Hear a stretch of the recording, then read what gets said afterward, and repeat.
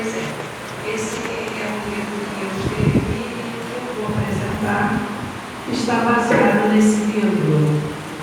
Na realidade, deu resultado de muitos anos ensinando na universidade, falando sobre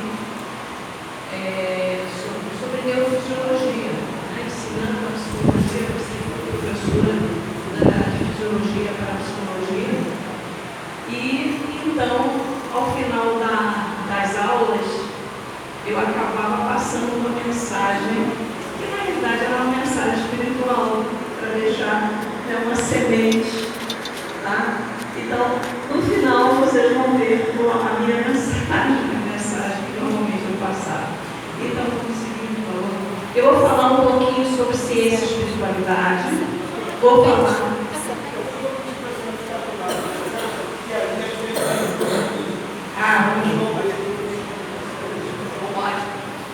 Então, o encontro, a separação e o encontro. Como nós vamos ver, isso aconteceu naturalmente. O encontro, né? Pode passar, por favor. Né? Na antiguidade, cientistas e médicos eram religiosos. Você não separava essas duas coisas. Né? Você ia encontrar o médico, o cientista, lá dentro do templo. Então, ciência e espiritualidade, coisas inseparáveis naquela época. Pode passar, por favor. Então, na Índia antiga, lá pelo 4.500 a 1.750, a civilização que havia lá no Vale do Indo, que na realidade atualmente é o Paquistão, estava lá essa civilização. E a primeira cultura na Índia, com evidências arqueológicas. E, na realidade, nós encontramos vários indícios do que eu estou falando para vocês. E o sistema de casta mostra perfeitamente bem essa associação da ciência e da religião com a medicina. Tá? Por quê? Porque os brahmanes eram sacerdotes, filósofos, professores, né? Mostrando essa associação em que, naquela época, na antiguidade, não se fazia separação entre espiritualidade e religiosidade e ciência.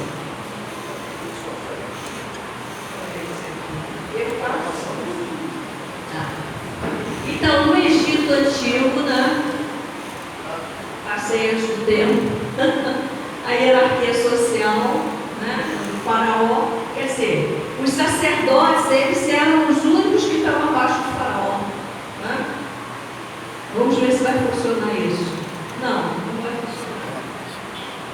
Eu acho melhor você passar, porque ele não vai fazer o nada. A medicina misturava-se com a magia. Né? Doenças, o que era uma doença? Elas eram enviadas por deuses como castigo. Né? Essa era a visão do Egito. Espíritos maus do corpo expulsos eram expulsos por rituais. Você já deve ter visto isso em algum filme. Né? Então, era assim no Antigo Egito. Hoje ainda se vê essas coisas, né? Bom, ciência e religião não tinha limite, não tinha separação. E eles aprenderam muito naquela época de anatomia humana, na mumificação, né? Enquanto eles faziam as múmias. Avanços de cirurgias foram observados, sinais encontrados nas múmias de perfuração de crânios, de remoção de tumores. Né? Então, nós sabemos que naquela época já havia esse tipo de procedimento. Né? Então, nós temos, pode passar, cirurgias, tratamentos dentários, próteses, olha aí, ó, tá vendo? São esses painéis. Eles mostram, né, aquele pé mostrando a prótese, né, que eles já tinham desenvolvido naquela época, já usavam. Pode passar. Na China, né, a filosofia, os valores sociais, a religião desempenharam papéis fundamentais na formação da prática da medicina chinesa. Que quem conhece a cultura, ou já ouviu falar, sabe muito bem que as bases, né, da medicina chinesa, na realidade, é a energética do corpo. Tá?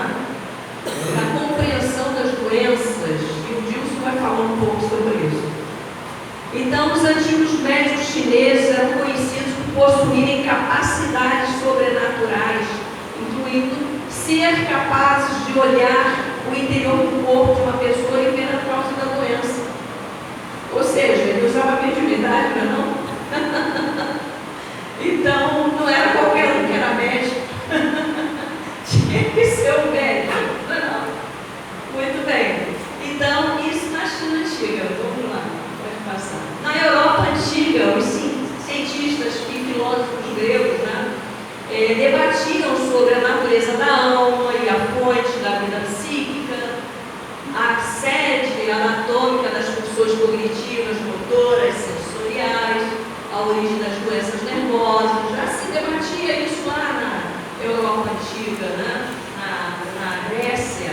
Essas especulações criaram muitas bases importantes para a neurociência moderna. Há muita coisa que se sabe, quer dizer, que seguiu o pineal, enfim, estudos que nós fazemos hoje, na realidade foram discutidos, esses temas foram discutidos naquela época. Pode passar. Na Idade Média, a ciência era subjugada à igreja. Aí pronto. Aí começou a ficar difícil. Tá? Começou a ficar difícil e muitos clérigos da Igreja Católica ao longo da história fizeram contribuições, sem dúvida nenhuma, para a ciência. Se a gente procurar, a gente vai ver. Tá? Mas, como por exemplo, Copérnicos, Copérnicos que falou sobre o heliocentrismo, então ele foi contra aquela ideia de que a Terra era o centro do sistema solar, e o Mendel, que fez as leis da genética, eles eram clérigos. Então, e a gente sabe a história do Jordano Bruno, foi até queimado. Ele era sacerdote. Por quê? Mas era um sacerdote com um espírito cientista e começou a contradizer a igreja. E aí veio a separação. Eu vou falar muito bem e gosto muito de um indivíduo que as pessoas falam com certo desprezo. Pode passar. Descartes. Amo Descartes, porque foi ele que conseguiu separar, tirar a ciência da mão da igreja. Não que eu seja contra a igreja católica, tá, gente? A igreja católica hoje não é a igreja católica da Idade Média, ok? Então, ele foi o salvador da ciência e salvador da espiritualidade. Então, indiretamente da espiritualidade na modernidade, porque ele permitiu que a ciência avançasse e que nós chegássemos aqui e começássemos a entender certos fenômenos que naquela época não eram compreendidos. Pode passar. Ele estudou no colégio jesuíta e ele ficou decepcionado com o ensino e afirmou que a filosofia escolástica não conduziria a nenhuma verdade indiscutível. Ele realmente discordou daquele processo da escola que ele estudava e do processo religioso envolvido na ciência. E ele disse então que só a matemática demonstraria aquilo que afirma. Então, cartesiano. Ser cartesiano é acreditar que a matemática resolve tudo. Bom, gente, a matemática realmente é capaz de resolver tudo. O que ela não resolveu é porque nós ainda não conseguimos chegar lá. Não? A hora que a gente conseguir equacionar o universo, a gente resolveu tudo. Porque aí a gente pode prever o passado, pode prever o futuro. Não? Cada um de nós é um conjunto de equações matemáticas. Então, realmente, ele tinha razão, se você olhar dessa forma. Não? Então, ele acabou separando, pode passar, por isso que eu gosto muito do Descartes, ele conseguiu fazer essa separação. Em um discurso sobre o método que ele escreveu na França em 1637, era um tratado filosófico e matemático, ele lançou as bases do racionalismo como a única fonte para o conhecimento científico. Ora, quando ele fez isso, ele tirou completamente da mão da Igreja Católica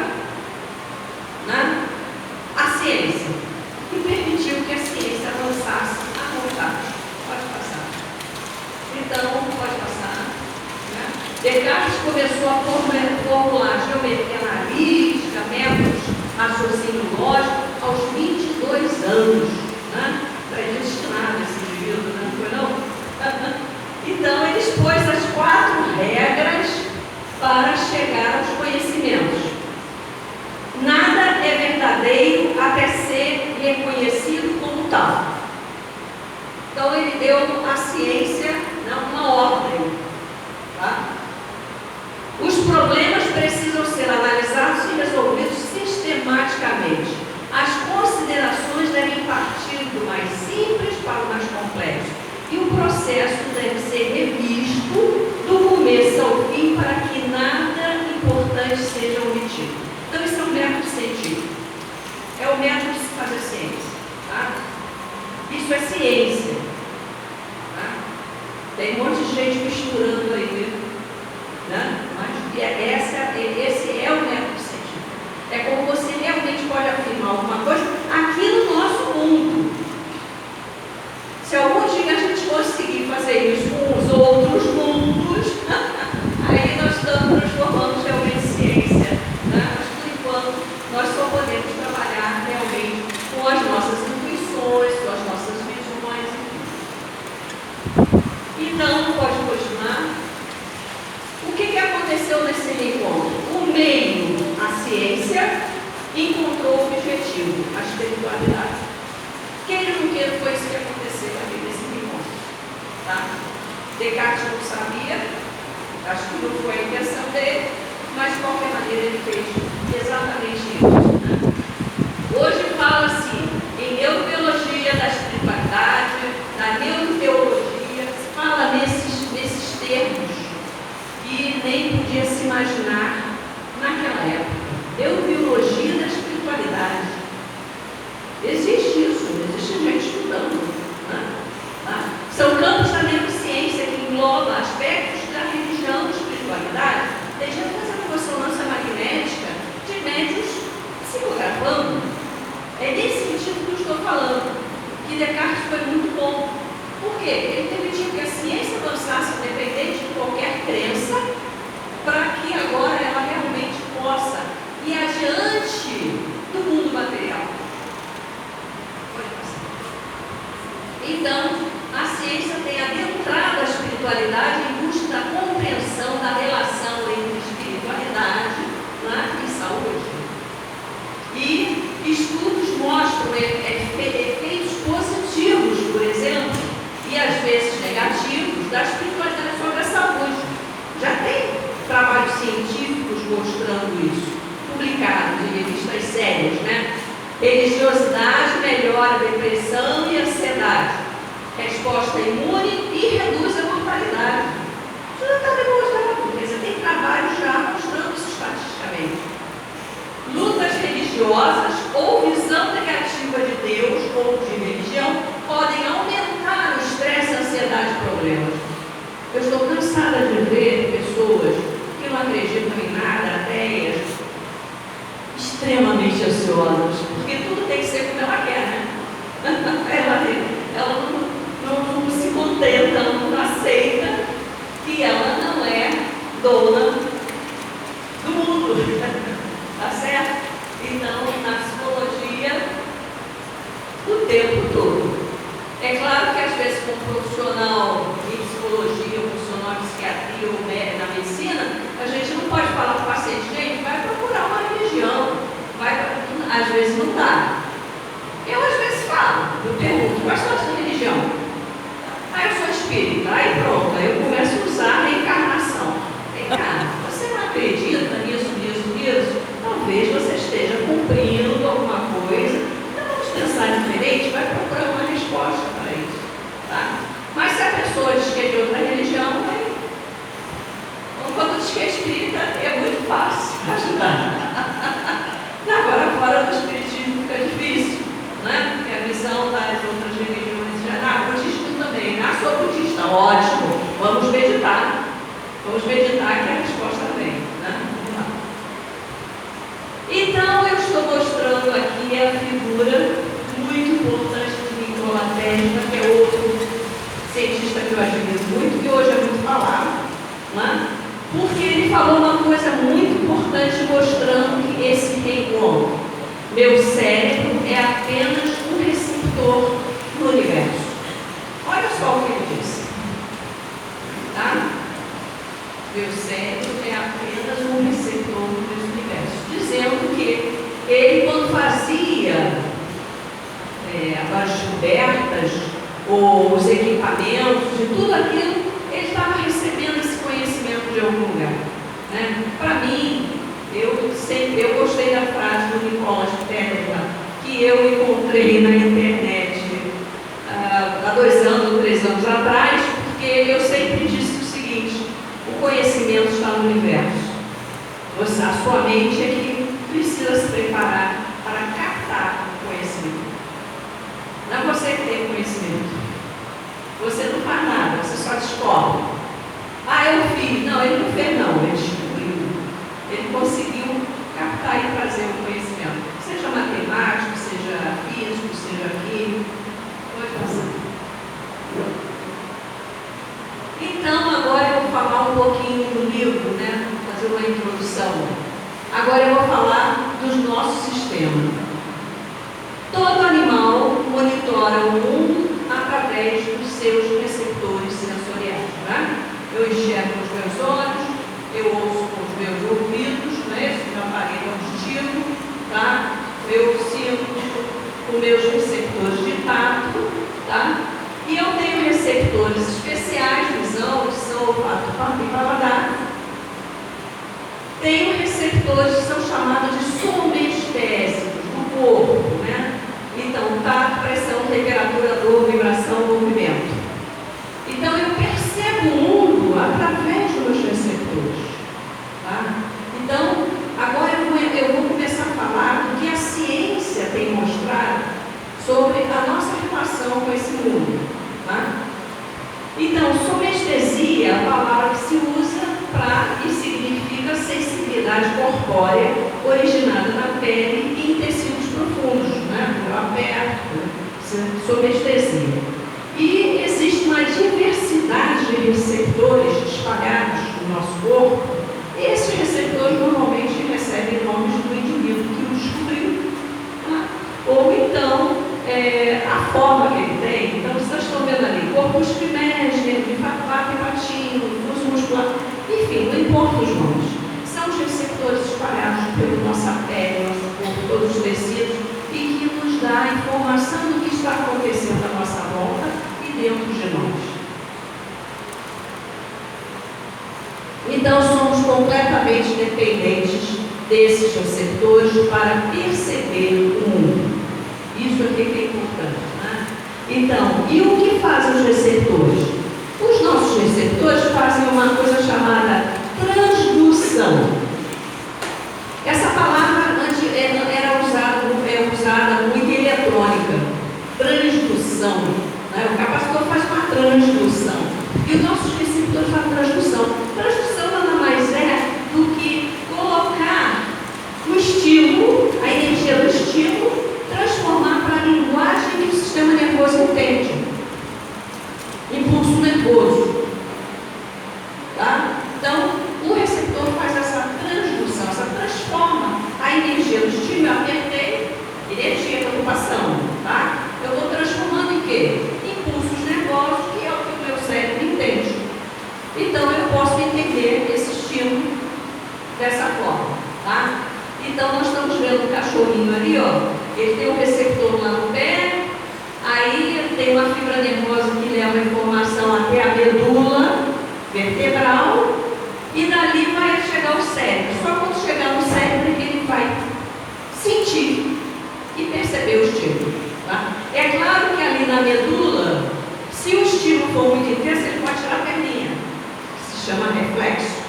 O reflexo acontece antes de você ter a sensação do estímulo. Porque ele é efesivo, claro, né? É proteção. Então, a transdução nos receptores, ela termina por digitalizar. Essa palavra todo mundo hoje conhece, né? O que é digitalizar? O que é digitalizar? Você sabe? Todo mundo conhece essa palavra, conhece? Mas talvez não entenda exatamente. É transformar uma coisa que seria uma onda, assim, ó, e uma coisa assim, ó. Isso é digitalizar. E números é transformar uma coisa assim em números, tá? Então, digitalizar. Então, digitaliza, porque é a linguagem do nosso sistema nervoso, tá? A energia do estímulo, pois gera uma série de pulsos elétricos que nós chamamos de potencialização. Muito bem. Então, em nosso universo, há um sem número de fenômenos ocorrendo simultaneamente, em algum grau, um pode interferir no outro, e como se dariam essas interferências? Como poderiam ser modeladas e entendidas pelos seres humanos? Veja bem, nós entendemos, né, nós fazemos transdução em nossos receptores, mas existe uma série de coisas acontecendo no universo que nós não temos receptores para captar. É isso que eu quero mostrar para vocês, no final das contas. Tá? Os nossos receptores só captam, nós não temos receptores para captar o que realmente interessa para a vida humana nesse planeta, nesse plano. Melhor dizendo, nesse plano. Tá? Por quê? Porque nós somos um produto de uma evolução biológica, não? Todo mundo já viu. Vamos passando.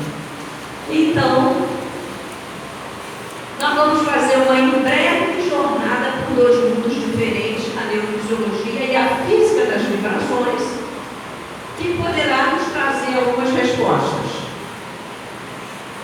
Então, o objetivo dessa palestra é ressaltar o fato de que a ciência atual permite a quem quiser ver a visualização de quão distante está o ser humano de poder interpretar psicicamente a complexidade da vida no universo. É nos trazer a humildade. Seja humilde. Quem sou eu para entender isso aí? Tá certo? Nós estamos muito aquém de entender o universo, né? E as coisas que acontecem fora do âmbito material. Pode pensar. Tá? Então, vou fazer uma breve parada para importantes conceitos.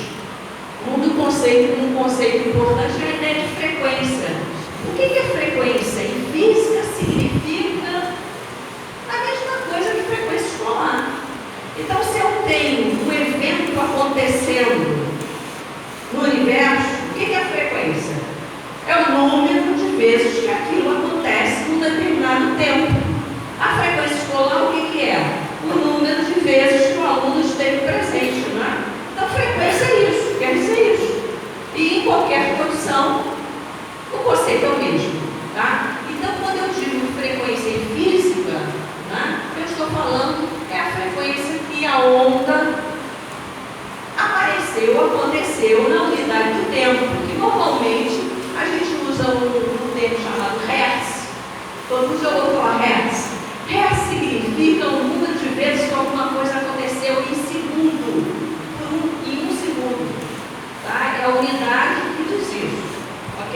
E o Hertz, todo mundo já ouviu falar Hertz. Vamos lá, pode passar. Em fenômenos vibratórios, frequência é o número de vibrações por unidade de tempo. Então, se nós pudéssemos realmente medir, né, as vibrações que estão aqui em volta, nós vamos ver que nós temos várias vibrações e várias frequências. E o meu amigo ali, que já se foi, ele disse: se você quiser descobrir os segredos do universo, pense em termos de energia, frequência e vibração. Olha só, lá naquela época que ele viveu, ele já tinha chegado a essa conclusão. Até porque ele é da área, na realidade, de eletromagnetismo e eletrônica, né? Então ele começou a entender isso muito cedo. Muito bem.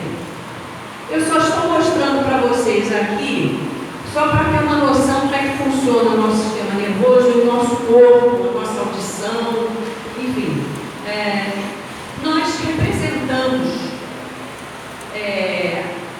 a vibração do poder pode ser representada sob a forma de um elemento chamado espectro. Espectro de amplitude versus frequência. Vocês estão vendo aqueles gráficos? São espectros, tá? Esse primeiro está mostrando o espectro da luz solar. tá? Mostrando que varia desde o vermelho até o azul. E está mostrando que ali no amarelo é a maior amplitude, é o mais forte. Aquele espectro ali do lado é o espectro de amplitude e frequência de um eletroencefalograma. Quem aqui nunca viu um gráfico de eletroencefalograma? Vocês já viram? Você vai lá, é aquele gráfico que o neurologista vai, né, analisar para saber se você está bem ou não. E lá o espectro eletrocardiograma. Isso, aquele ali quase todo mundo já viu, né?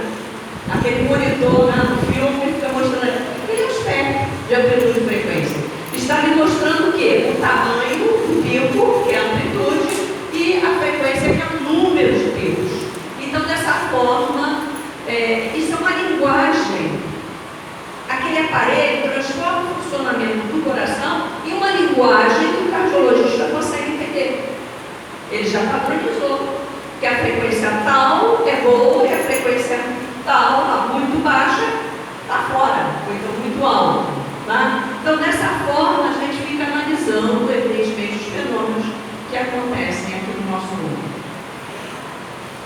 E eu não posso deixar de falar do Isaac Newton, que em 1672, né, ele mostrou que a luz solar, que você vê branca, amarela, na realidade é uma composição de várias cores.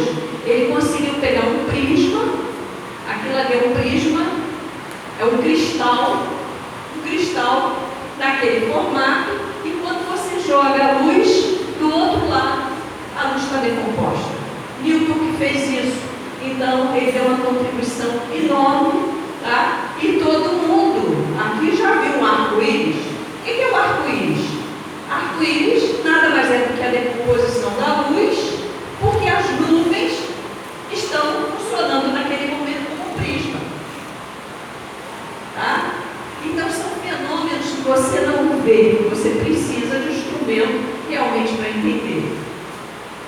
Tá? Seus olhos gostam disso. Pode passar. Então, cada elemento do espectro, no amplitude de frequência, é um elemento de uma linguagem espectral. E o indivíduo que entende a linguagem, ele vai traduzir. Então, tudo no universo, na realidade, é linguagem. Tá? Ali, ó, elemento da linguagem do espectro. Para quem entende, tem um significado. Para quem entende, é só um monte de bicho. Tá? Então, tem um monte de coisa aqui em volta que acontece para a gente, é um monte de bicho.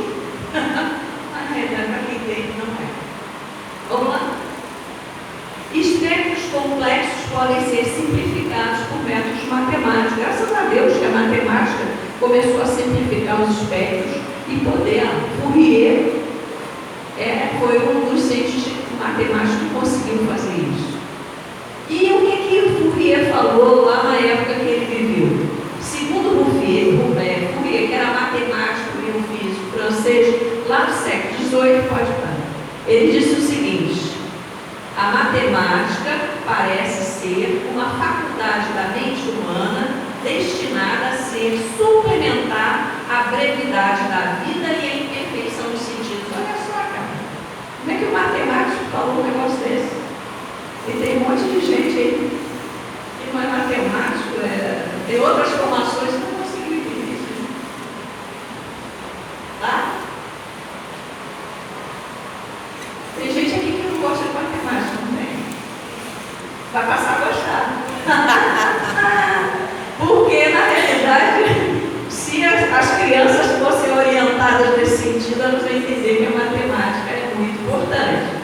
Na nossa vida material, a matemática é muito importante. Vamos lá. Então, nós vamos visitar um pouquinho a neuroanatomia, só lembrar como é que é feito o nosso sistema nervoso. Olha ali.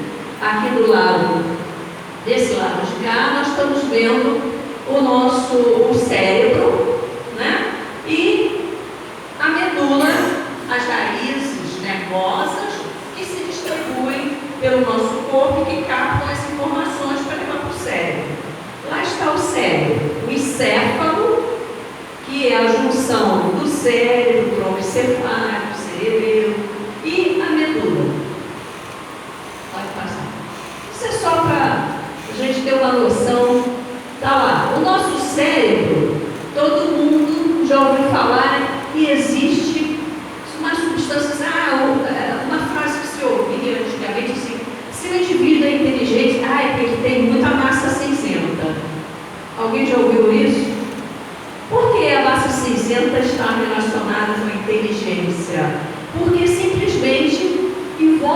do nosso cérebro lá, tudo é cinzento, é o córtex cerebral, é a parte cinzenta, que é onde nós temos os nossos circuitos neuronais e os neurônios interconectados.